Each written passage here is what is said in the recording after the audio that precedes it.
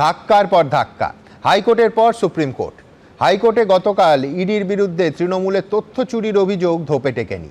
আর আজ ইডির বিরুদ্ধে কলকাতা পুলিশ আর রাজ্য পুলিশ যে চারটে এফআইআর করেছিল, যে এফআইআরগুলোর ভিত্তিতে তদন্ত শুরু করে দিয়েছিল, সুপ্রিম কোর্টে চারটে এফআইআরই আজ স্থগিত হয়ে গেল।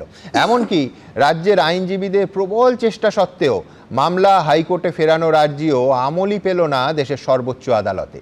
মানে গত 36 ঘন্টায় কলকাতা হাইকোর্টে তৃণমূল কংগ্রেসের যা যা দাবি ছিল এবং সুপ্রিম কোর্টে রাজ্য সরকার, রাজ্য পুলিশ এবং তৃণমূলের চেয়ারপারসনের যা যা দাবি ছিল, কোনোটাই কোনো কোর্টে মান্যতা পেল না, অন্তত এখনও।